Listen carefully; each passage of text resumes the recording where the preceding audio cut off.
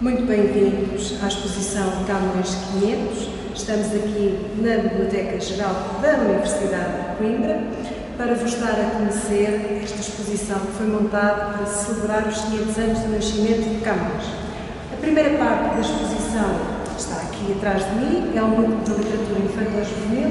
Nós temos deste lado um conjunto de obras que nos falam sobre a vida de Camões, que nos contam as grandes aventuras que ele viveu, e daquele lado algumas obras dedicadas aos textos que ele escreveu, uma versão adaptada com muitas ilustrações pensadas para os mais novos.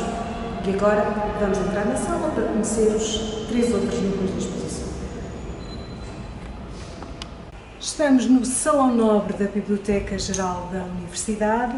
Aqui temos um conjunto de livros antigos, desde os inícios do século XVI. São obras com muitas histórias para contar. E, além disso, montamos aqui esta exposição com 3 partes. Dentro das vitrines temos as edições de Camões. Depois, pendurados aqui nas estantes, temos um conjunto de telas com imagens sobre a vida do poeta e, ao fundo da sala, o núcleo das recriações digitais. Eu gostaria de começar por destacar esta cópia da edição de 1572. Nós temos na biblioteca uma cópia original que está resguardada no cofre, mas conseguimos ter através deste facsímile a noção da dimensão deste exemplar. E deste lado, a segunda edição das Rimas de 1598, é uma obra com 427 anos, que inclui vários textos, vários poemas de Camões, que não escreveu só os Lusíadas. Teve também muitas outras composições que nós gostamos de ler. Vamos seguir para vos mostrar esta que é a edição 1607. É muito especial para a Universidade de Coimbra, porque aqui se diz que Camões terá nascido na própria cidade de Coimbra. Embora não tenhamos documentação que o possa comprovar, e sabendo nós que, sendo uma edição dedicada à universidade, pode ter havido aqui alguma tendência para alterar a versão da história, mesmo assim gostamos sempre de destacar esta ligação entre Camões e a universidade. E entre as edições podemos também olhar aqui para estas versões comentadas das rimas, que nos ajudam a compreender melhor todos aqueles versos que nós temos mais dificuldade para perceber. E deste lado, as edições monumentais, que são compostas não só pelos textos de Camões, mas também por muitas imagens, gravuras e ilustrações, e são, como podem ver, edições grandes para impressionar.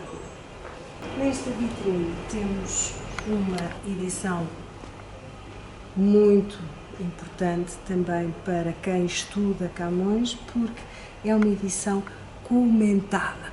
É uma espécie de livro com soluções, porque temos aqui para cada verso de Camões páginas e páginas e páginas que nos ajudam a perceber o seu sentido. E é também muito importante pela história que nos conta esta edição, publicada em Madrid, 1639. Aqui à volta da sala vamos encontrar várias telas com 10 imagens representativas da vida de Camões. Começamos aqui com uma alusão à passagem de Camões por Coimbra. Não terá nascido aqui, mas aqui passou provavelmente os primeiros anos da sua vida, e é sempre um momento que ele vai lembrar de uma forma positiva. Coimbra é uma terra florida, alegre, fresca. Dizem-nos os biógrafos que foi talvez o único sítio em que Camões foi verdadeiramente feliz, porque a partir daí a vida dele começou a complicar-se. Foi para Ceuta, no norte da África, onde terá perdido o olho em batalha. Não sabemos muito bem ao certo os pormenores. Depois regressa a Portugal, vai para a corte e envolveu-se numa luta, numa disputa com um dos fidalgos, com um dos criados da Casa Real, e por causa disso foi preso. Sim, Camões fazia muitas asneiras, era um menino nem sempre muito bem comportado.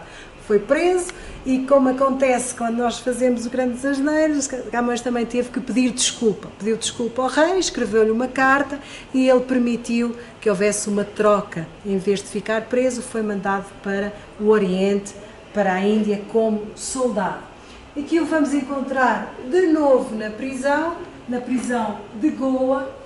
Não sabemos exatamente qual foi o disparate que ele fez desta vez, mas poderá ter estado relacionado com umas publicações, com uns textos que ele escreveu a falar mal de Francisco Barreto, que era o governador da época, e que por isso decidiu castigá-lo.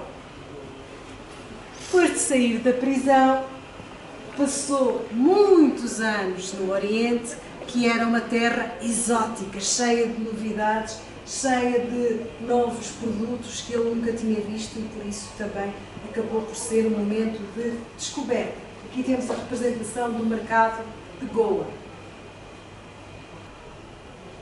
A vida de Camões está cheia de mistérios e um deles é precisamente esta sua permanência em Macau. Nós não sabemos efetivamente quanto tempo esteve em Macau, se realmente lá passou algum tempo, mas ficou essa lenda de Camões, que terá começado a escrever os Lusíadas precisamente numa gruta, num lugar afastado, onde ele se isolava para escrever.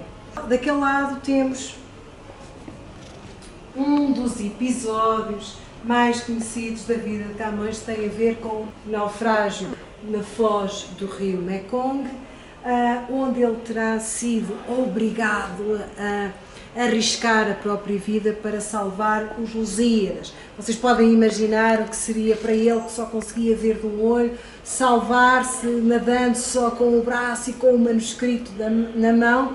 Esta é uma lenda muito bonita, mas a verdade é que o mais provável é que Camões tenha conseguido salvar os Lusíadas porque os tinha na cabeça, porque ele trabalhava muito com a memória. E aqui temos outro aspecto da sua biografia que é muito importante lembrar, a questão das mulheres. Camões teve, segundo nos dizem os biógrafos, aqueles que nos contam a sua vida, muitas e muitas namoradas, e todas estas mulheres acabam por estar também representadas na sua lírica, nos poemas que ele dedica a várias destas mulheres, como a Bárbara, ou a Dinamene, ou a Leonor, que nós vamos conhecendo através dos seus textos. E não podemos esquecer que a vida de Camões se foi espalhando por diferentes pontos do mundo. Ele viveu em 3 continentes, na Europa, na África e na Ásia. Depois de ter estado 17 anos no Oriente, na Índia, decidiu regressar a Lisboa e é aí que passa 2 anos na ilha de Moçambique. Dizem-nos as lendas que terá sido também o momento em que ele ficou de castigo porque se zangou com o capitão do navio, e foi preciso esperar algum tempo até que os amigos o ajudassem a pagar o bilhete para conseguir regressar a Portugal no navio. Regressa então em 1569, já com os Lusíadas quase numa versão final e pronta a ser publicada. Trabalhou muito nisso durante alguns anos, conseguiu ver a obra finalmente editada. Os últimos anos da vida de Camões não foram, porém, de grande fama ou de grande glória, nunca chegou a ser propriamente uma celebridade enquanto viveu. Sabemos também que a sua morte acabou por ser um momento em que ele estava já bastante doente, bastante sozinho também, embora a mãe nunca o tenha abandonado, ela viveu e sobreviveu ainda 5 ou 6 anos depois da morte de Camões. Mas nós não queremos lembrar Camões desta forma, queremos antes manter a imagem de Camões que corresponde a este último painel na nossa exposição. Nós aqui procuramos juntar gravuras e ilustrações de diferentes épocas. Esta é a mais recente, feita a partir de um mural.